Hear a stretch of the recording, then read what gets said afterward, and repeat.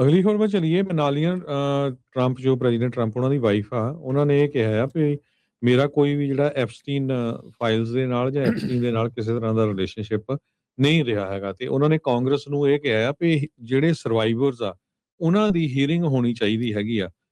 6 minute ਦੀ live stream ਜਿਹੜੀ ਆ, ਉਹਦੇ ਵਿੱਚ ਉਹਨਾਂ ਨੇ ਸਟੇਟਮੈਂਟ ਜਾਰੀ ਕੀਤੀ ਆ। ਤੇ ਫਸਟ ਟਾਈਮ ਉਹਨਾਂ ਨੇ ਕਿਹਾ ਵੀ ਜਸਟਿਸ ਡਿਪਾਰਟਮੈਂਟ ਨੂੰ ਸਾਰੀਆਂ ਹੀ ਐਪਸਟੀਨ ਦੇ ਜਿਹੜੇ ਰੈਕਰਡਸ ਆ ਉਹ ਰਿਲੀਜ਼ ਕਰਨੇ ਚਾਹੀਦੇ ਆ, ਤੇ ਜਿਹੜੇ ਸਰਵਾਈਵਰਸ ਆ ਉਹਨਾਂ ਦੀ ਹੀਅਰਿੰਗ ਯੂਐਸ ਕਾਂਗਰਸ ਦੇ ਸਾਹਮਣੇ ਹੋਣੀ ਚਾਹੀਦੀ ਆ, ਜਿਹੜੇ ਵਿਕਟਮਸ ਆ, ਤਾਂ ਕਿ ਉਹਨਾਂ ਨੂੰ ਜਿਹੜਾ ਆ ਇਨਸਾਫ ਆ ਉਹ ਮਿਲ ਸਕੇ। ਕਹਿੰਦੇ ਵੀ ਇਹ ਜਿਹੜੇ ਵਿਕਟਮਸ ਹੈਗੇ ਆ, ਉਹਨਾਂ ਨੂੰ ਘੱਟੋ ਘੱਟ ਇਹ ਓਪਰਚੁਨਿਟੀ ਤਾਂ ਹੋਵੇ ਉਹ ਅੰਡਰ ਓਥ ਟੈਸਟੀਫਾਈ ਕਰ ਸਕਣ ਕਾਂਗਰਸ ਦੇ ਅੱਗੇ ਵੀ ਉਹਨਾਂ ਨਾਲ ਕੀ ਕੁਝ ਉੱਥੇ ਵਾਪਰਿਆ ਹੈਗਾ। ਡੈਮੋਕ੍ਰੇਟਸ ਜੋ ਹੈਗੇ ਆ ਟੌਪ ਦੇ ਔਨ ਹਾਊਸ ਓਵਰਸਾਈਟ ਕਮੇਟੀ ਦੇ ਵਿੱਚ ਰਿਪਰੈਜ਼ੈਂਟੇਟਿਵ ਰੋਬਰਟ ਗਰਸੀਆ ਕੈਲੀਫੋਰਨੀਆ ਦੇ, ਉਹਨਾਂ ਨੇ ਇਹ ਕਿਹਾ ਵੀ ਇਹ ਫਸਟ ਲੇਡੀ ਦੇ ਰਿਮਾਰਕਸ ਬੜੇ ਪ੍ਰੈਟੀ ਸਟਨਿੰਗ ਹੈਗੇ ਆ, ਤੇ ਉਹ ਕਹਿ ਰਹੀ ਆ ਵੀ ਹੀਅਰਿੰਗ ਜੋ ਹੋਣੀ ਚਾਹੀਦੀ ਹੈ ਐਪਸਟੀਨ ਦੇ ਸਰਵਾਈਵਰਸ ਦੀ। ਤੇ ਕਹਿੰਦੇ ਵੀ ਅਸੀਂ ਤਾਂ ਮਹੀਨਿਆਂ ਤੋਂ ਇਹ ਮੰਗ ਰਹੇ ਹਾਂ ਤੇ ਸਾਨੂੰ ਇਹ ਜਿਹੜੀ ਹੀਅਰਿੰਗ ਨਹੀਂ ਕਰਨ ਦੇ ਰਿਹਾ ਹੈਗੇ। ਸੋ ਪ੍ਰੈਜ਼ੀਡੈਂਟ ਟਰੰਪ ਉਹਨਾਂ ਨੇ ਵੀ ਐਮਐਸ ਨਾਓ ਨੂੰ ਇਹ ਦੱਸਿਆ ਵੀ ਮੈਨੂੰ ਕੋਈ ਪਤਾ ਨਹੀਂ ਹੈ ਜੋ ਐਪਸਟੀਨ ਫਾਈਲਸ ਆ, ਐਪਸਟੀਨ ਦੇ ਨਾਲ ਕਿਸ ਤਰ੍ਹਾਂ ਦਾ ਜਿਹੜਾ ਸੰਬੰਧ ਆ ਉਸ ਦੇ ਬਾਰੇ।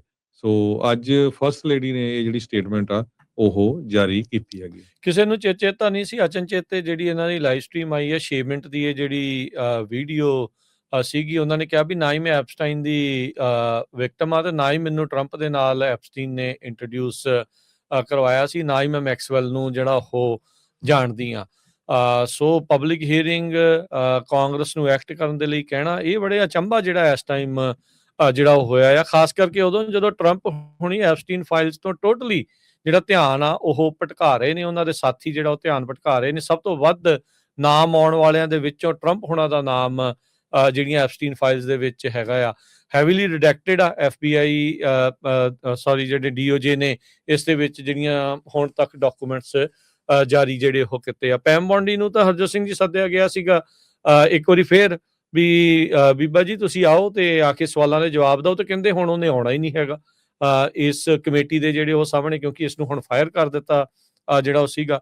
ਸੋ ਐਪਸਟੀਨ ਇਕੱਲਾ ਨਹੀਂ ਸੀਗਾ, ਮਿਲਾਨੀਆ ਟਰੰਪ ਦਾ ਇਹ ਕਹਿਣਾ ਹੈਗਾ ਆ। ਸੋ ਇਹ ਕੇਸ ਸੰਦਰਭ ਦੇ ਵਿੱਚ ਅਚਾਨਕ ਜਿਹੜੀ ਫਸਟ ਲੇਡੀ ਮਿਲਾਨੀਆ ਟਰੰਪ ਨੇ ਇਹ ਜਿਹੜੀ ਪਬਲਿਕ ਸਟੇਟਮੈਂਟ ਜਾਰੀ ਕਰ ਦਿੱਤੀ ਆ, ਇਹ ਹੁਣ ਦੇਖਣ ਵਾਲੀ ਜਿਹੜੀ ਗੱਲ ਆ ਕਿ ਇਹਦੇ ਵਿੱਚ ਹਰਜੋਤ ਸਿੰਘ ਜੀ ਆਉਣ ਵਾਲੇ ਸਮੇਂ ਦੀ ਕੁਝ ਹਰਕਤ ਤਾਂ ਨਹੀਂ, ਕਿਤੇ ਇਹ ਤਾਂ ਨਹੀਂ ਵੀ ਜਿਹੜੀਆਂ ਅਨਰਿਡੈਕਟਡ ਫਾਈਲਸ ਆਉਣ ਵਾਲੀਆਂ ਆ ਉਹਨਾਂ ਵਿੱਚ ਕਿਤੇ ਮਿਲਾਨੀਆ ਟਰੰਪ ਹੋਣਾ ਦਾ ਕੋਈ ਜ਼ਿਕਰ ਹੈਗਾ ਆ, ਜਾਂ ਕੁਝ ਹੋਰ ਇਸ ਦੇ ਵਿੱਚ ਕੋਈ ਚੀਜ਼ ਜੁੜੀ ਆ। ਸੋ ਕਈ ਤਰੀਕੇ ਦੀਆਂ ਜਿਹੜੀਆਂ ਕਿਆਸਰਾਈਆਂ ਉਹ ਲੱਗਣੀਆਂ ਸ਼ੁਰੂ ਹੋ ਚੁੱਕੀਆਂ। ਮਿਲਾਨੀਆ ਟਰੰਪ ਨੇ ਜਿਹੜੀ ਪਬਲਿਕ ਸਟੇਟਮੈਂਟ ਵਾਈਟ ਹਾਊਸ ਦੇ ਬਾਹਰ ਕੈਮਰੇਜ਼ ਦੇ ਸਾਹਮਣੇ ਜਿਹੜੀ ਆ ਉਹ ਕੀਤੀ, ਪਰ ਰਿਪੋਰਟਰਸ ਦਾ ਕੋਈ ਸਵਾਲ ਜਿਹੜਾ ਆ ਉਹ ਨਹੀਂ ਲਿਆ ਹੈਗਾ।